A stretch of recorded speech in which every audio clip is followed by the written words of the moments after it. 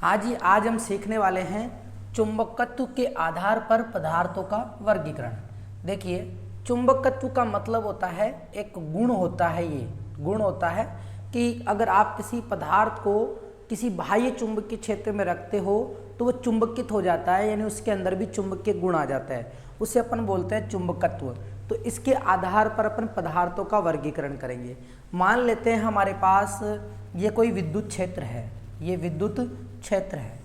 अगर इस विद्युत क्षेत्र के अंदर हम किसी एक पदार्थ को रखते हैं, कोई सा भी हो सकता है, अगर हम इस पदार्थ को रखते हैं तो इस पदार्थ को रखने के बाद में ये पदार्थ जो है इस चुंबकीय क्षेत्र से प्रतिकर्षित हो जाए, यानी दूर भागने लगे, या फिर चुंबकीय क्षेत्र की विपरीत दिशा में क्या हो जाए, विपरीत दिशा में गति करने लग जाए, तो ये पदार्थ जो है इसको अपन एक अलग कैटेगरी में डाल देते हैं कि ऐसे पदार्थ जो चुंबकीय क्षेत्र में रखने के बाद में चुंबकीय क्षेत्र से प्रतिकर्षित होते हों, तो उनको अपन एक अलग कैटेगरी में डाल देते हैं। उसका नाम अपन देते हैं प्रतिचुंबकीय पदार्थ। प्रतिचुंबकीय पदार्थ, उसका अपन नाम दे देते हैं प्रतिचुंबकीय पदार्थ। ठीक है। इसी तरीके से अगर मान लीजिए अपन ने इस पदार्थ को दूसरा पदार्थ रख के देखा और दूसरा पदार्थ अपन ने इस चुंबकीय क्षेत्र में रखा, तो ये जो पदार्थ था वो चुंबकीय क्षेत्र की दिशा में, यानी इसी दिशा में थोड़ा सा चुंबकित हो गया। थोड़ा सा क्या हो गया, चुंबकित हो गया। अगर थोड़ा सा चुंबकित हुआ है तो उस पदार्थ को एक अपन अलग कैटेगरी में रखेंगे, उस कैटेगरी का नाम होगा अनुचुंबकीय पदार्थ। अनुचुंबकीय पदार्थ। इसी तरीके से हम एक अन्य पदार्थ को अगर इसके अंदर रखें चुंबकीय क्षेत्र में, तो वो अधिक प्रबलता के साथ में अगर चुंबकित हो जाता है तो उसको अपन नाम देते हैं, जैसे ये पहले नंबर का हो गया, ये दूसरे नंबर का हो गया, ये तीसरे नंबर का, उसको अपन नाम देंगे लोह चुंबकीय पदार्थ। उसको अपन क्या नाम देंगे, लोह चुंबकीय पदार्थ। तो इस तरीके से यानी चुंबकत्व के आधार पर अपन पदार्थों का वर्गीकरण कर सकते हैं, यानी पदार्थों को 3 कैटेगरी में बांट सकते हैं। पहला हो गया प्रतिचुंबकीय पदार्थ, जो चुंबकीय क्षेत्र में रखने पर प्रतिकर्षित होगा। दूसरा हो गया अनुचुंबकीय पदार्थ, जिसको चुंबकीय क्षेत्र में रखने के बाद में वो थोड़ा सा ही चुंबकित होगा चुंबकीय क्षेत्र की दिशा में। तीसरा हो गया लोह चुंबकीय पदार्थ। देखो, लोहा तो वैसे ही क्या होता है, चुंबक से बहुत ज़्यादा आकर्षित होता है, तो लोहे ऐसे पदार्थ जिनको चुंबकीय क्षेत्र में रखेंगे तो वो अधिक प्रबलता के साथ में चुंबकित होंगे, तो उसको अपन बोलते हैं लोह चुंबकीय पदार्थ। तो हम ये कह सकते हैं कि अनुचुंबकीय पदार्थ और लोह चुंबकीय पदार्थ में केवल इतना सा अंतर है कि ये इसमें जो है प्रबलता कम होती है और इसमें प्रबलता ज़्यादा होती है। इसमें प्रबलता कम होती है, इसमें प्रबलता ज़्यादा होती है। अब इनके गुण जो होते हैं, जैसे कि हम कह देते हैं कि ये जो पदार्थ है, जैसे प्रतिचुंबकीय पदार्थ प्रतिकर्षित करने का गुण रखता है, तो उस गुण को अपन बोलते हैं प्रतिचुंबकत्व। तो यहाँ पे मैं लिख देता हूँ, इसको मिटा के गुण जो होते हैं, जैसे प्रतिचुंबकीय पदार्थ जो प्रतिकर्षण का गुण रखते हैं, तो उसको अपन बोलते हैं प्रतिचुंबकत्व। उसी तरीके से अनुचुंबकीय पदार्थ जो थोड़े से चुंबकित होने का गुण रखते हैं, उसे बोलते हैं अपन अनुचुंबकत्व। और इसी प्रकार जो लोह चुंबकीय पदार्थ होते हैं, वो अधिक प्रबलता, चुंबकीय क्षेत्र में रखने पर अधिक प्रबलता से चुंबकित होने का गुण रखते हैं, उसे बोलते हैं अपन लोह चुंबकत्व। अब बात ये आती है कि इनमें ये प्रतिचुंबकत्व का गुण और ये अनुचुंबकत्व और लोह चुंबकत्व का गुण किस कारण से आता है। जैसे प्रतिचुंबकीय पदार्थ में प्रतिचुंबकत्व का गुण आ रहा है, यानी प्रतिकर्षण का गुण आ रहा है, तो ये किसके कारण से आ रहा है, तो उसका कारण देखो क्या होता है।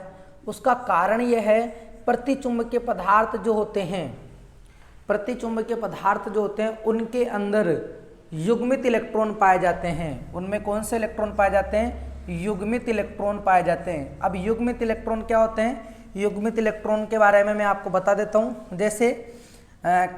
जैसे नाभिक जो होता है, तो नाभिक की पहली कक्षा में, दूसरी कक्षा में ऐसे इलेक्ट्रॉन होते हैं, ऐसे क्या होते हैं, इलेक्ट्रॉन होते हैं। तो अगर इलेक्ट्रॉन का चक्रण किया जाए, जैसे मान लो हीलियम, अपन एक एग्जाम्पल लेते हैं हीलियम का। तो हीलियम का परमाणु क्रमांक 2 होता है, तो इसके पास 2 इलेक्ट्रॉन होंगे। तो 2 इलेक्ट्रॉन होंगे तो ये देखो युग्मित है, यानी जोड़ा बना रहा है। ये क्या बना रहा है? जोड़ा। अगर अपन इसको कक्षाओं में ऐसे भी वितरित करें तो S के लिए एक ही ब्लॉक होता है, केमिस्ट्री में आप लोगों ने पढ़ा होगा। S के लिए एक ब्लॉक होता है, तो उसमें चक्रण जो करते हैं, पहले ये वाला चक्रण चलता है, फिर ये। तो हीलियम के लिए चक्रण क्या हो गया? ये। तो इसका मतलब ये युग्मित इलेक्ट्रॉन है। अगर ऐसे ही मान लो 3 sp के लिए 3 कॉलम होते हैं, तो ये चक्रण इस प्रकार से करते हैं, तो इसके अंदर जो है पूरे के अंदर जो है जोड़े पाए जाएंगे। पूरे के अंदर क्या पाए जाएंगे? जोड़े पाए जाएंगे। तो उसी को बोलते हैं अपन युग्मित इलेक्ट्रॉन।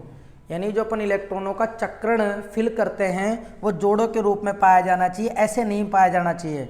अगर ऐसा है तो ये वाला जोड़ा अगर ऐसे मिल रहा है तो वो अयुग्मित इलेक्ट्रॉन कहलाते हैं, अयुग्मित इलेक्ट्रॉन कहलाते हैं। तो ये अयुग्मित इलेक्ट्रॉन हो जाएंगे और ये युग्मित है। तो युग्मित मतलब है जिनका चक्रण कंप्लीट हो और जोड़ों के रूप में पाया जाए। तो जितने भी प्रतिचुंबकीय पदार्थ होते हैं उनमें इलेक्ट्रॉन जोड़ों के रूप में पाया जाता है। जोड़ों के रूप में, जैसे मैंने आपको एग्जाम्पल बताया हीलियम, हीलियम जो है उसके अंदर जोड़ों के रूप में पाया जाएगा। इसके अलावा कॉपर है, कॉपर का भी अगर आप इलेक्ट्रॉनों का चक्रण फिल करोगे तो आपको जोड़ों के रूप में मिलेगा।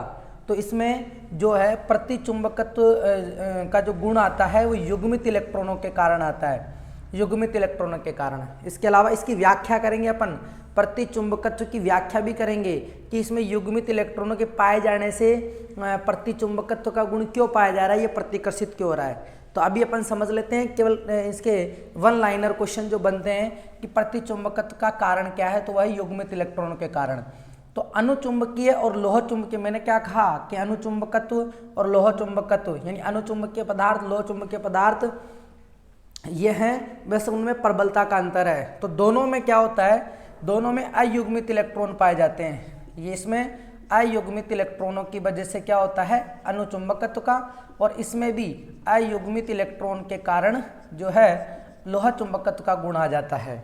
अयुग्मित इलेक्ट्रॉन आप समझ गए होंगे, जिसमें जोड़ा कंप्लीट नहीं होता है, जिसमें एक जोड़ा अनकंप्लीट रहता है। जैसे कि चक्रण करते हैं तो ये जैसे ये जोड़ा, ये 3 का ब्लॉक है, तो ये चक्रण कंप्लीट हो रहा है, ये चक्रण, लेकिन एक खाली रह रहा है। तो ऐसे में जैसे आप सोडियम ले लो, सोडियम ले लो, तो सोडियम का परमाणु क्रमांक होता है 11। कितना होता है? 11।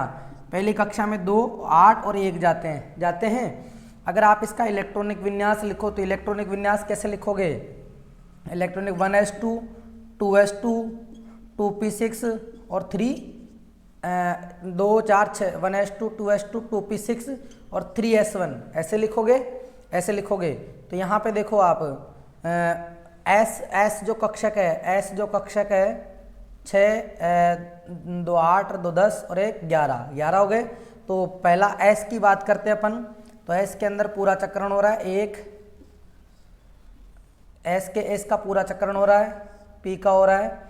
तो इसके अंदर जो है युग्मित इलेक्ट्रॉन पाए जाएंगे, sp है ना, क्या पाए जाएंगे? sp, इलेक्ट्रॉनिक विन्यास। ज़्यादा डीपली नहीं जाने वाले अपन। तो अपन ये चक्रण भरते हैं, आपने केमिस्ट्री में पढ़ लिया होगा चक्रण कैसे फिल किया जाता है। तो वो चक्रण जो फिल किया जाता है उसके आधार पर जो है इसमें अयुग्मित इलेक्ट्रॉन पाए जाएंगे। जैसे कि सोडियम जो है वो अनुचुंबकीय पदार्थ है, अनुचुंबकीय, यानी इसको चुंबकीय क्षेत्र में रखोगे तो थोड़ा सा ही चुंबकित हो पाएगा। इसके अलावा इनके उदाहरणों में अभी अपन उदाहरण की बात करेंगे, अभी उदाहरण तो लिखे ही नहीं है, इसके उदाहरण अब लिख लेते हैं। तो प्रतिचुंबकीय पदार्थों के उदाहरण देखो क्या क्या है जो प्रतिचुंबकत्व का गुण रखते हैं। तो प्रतिचुंबकीय पदार्थ में आप उदाहरण दे सकते हो, पहले का उदाहरण आप देख सकते हो यहाँ पे, युग्मित इलेक्ट्रॉन जिसमें पाए जाएंगे। तो प्रतिचुंबकीय पदार्थों के उदाहरण देखिए आप, प्रतिचुंबकीय पदार्थ कौन कौन से हो सकते हैं, कौन कौन से हो सकते हैं। तो देखो इसमें जो हो सकता है वो हो सकता है हीलियम हो सकता है, हाइड्रोजन गैस हो सकती है, नाइट्रोजन गैस हो सकती है, और इसके अलावा कॉपर हो सकता है, कॉपर हो सकता है। इसके अलावा मरकरी, सिल्वर, सोना, वाटर का मॉलिक्यूल्स यानी जल हो सकता है, इसके अलावा अपन बात करें इसके अंदर सिलिकॉन हो सकता है, और सिलिकॉन हो सकता है, और इसके अलावा सोडियम क्लोराइड हो सकता है। ये बहुत सारे जो है ये प्रतिचुंबकीय पदार्थों के उदाहरण है, ये सभी ये प्रतिचुंबकीय पदार्थों के। अब बात करते हैं लोह चुंबक से पहले किसकी बात करेंगे अपन, अनुचुंबकीय पदार्थों की। तो अनुचुंबकीय पदार्थ देखो कौन से होते हैं, अनुचुंबकीय पदार्थ जो होते हैं वो होते हैं जैसे कि सोडियम हो गया, देखो इसके अंदर कॉपर है, और अनुचुंबक के अंदर आता है कॉपर क्लोराइड इसके अंदर आता है। सोडियम हो गया, कॉपर क्लोराइड हो गया। इसके अलावा यहाँ पर आप लिख सकते हो कैल्शियम हो गया, कैल्शियम हो जाएगा। और इसके अलावा इसके अंदर O2 ऑक्सीजन और एल्युमिनियम और ऑक्सीजन आदि, ये जो है ये अनुचुंबकीय पदार्थों के उदाहरण है। ये किसके उदाहरण है, ये अनुचुंबकीय पदार्थों के उदाहरण हैं। तो उम्मीद है आपको समझ में आ रहा है, तो इसको नोट डाउन भी करते जाएं साथ के साथ। और अगर आपने वीडियो को लाइक नहीं किया है तो लाइक ज़रूर कर दें। अब इसके बाद में आता है लोह चुंबकीय पदार्थ, है ना, लोह चुंबकीय पदार्थ। तो लोह चुंबकीय पदार्थ में तो आप जो है जितने भी लोहे के अयस्क हैं वो सभी लोह चुंबकीय पदार्थ हैं। लोहे के अयस्क, जितने भी लोहे के अयस्क हैं वह लोह चुंबकीय पदार्थ हैं। वह क्या हैं, सभी लोह चुंबकीय पदार्थ हैं। और इसके मैग्नेटाइट जो होता है वो लोह चुंबकीय पदार्थ का उदाहरण है। और इसके अलावा एल-निको मिश्र धातु, हम एल-निको मिश्र धातु जिसमें एल्युमिनियम आता है, निकल आता है, कोबाल्ट आता है, ये सभी जो हैं लोह चुंबकीय पदार्थों के उदाहरण हैं। ये मिश्र धातु है, एल-निको मिश्र धातु है, तो ये मिश्र धातु है एल-निको, ये आते हैं इसके अंदर। और अपन इसके अलावा इसके अंदर ये सभी आ गए, ये मान लीजिए यही है उदाहरणों में आपको याद रखना पड़ता है। इस तरीके से हमने प्रतिचुंबकीय पदार्थ, अनुचुंबकीय पदार्थ, लोह चुंबकीय पदार्थ के उदाहरण भी जान लिए और ये होता क्या है ये भी जान लिया। नेक्स्ट वीडियो में मैं आप लोगों को प्रतिचुंबकत्व की व्याख्या करेंगे कि इसमें प्रतिचुंबकत्व का गुण क्यों आता है, ये तो कारण है, क्यों आता है पूरा एक्सप्लेन करेंगे। इन सभी की व्याख्या करेंगे नेक्स्ट वीडियो में, तो नेक्स्ट वीडियो भी जरूर देखना। Thank you. जय हिंद, जय भारत।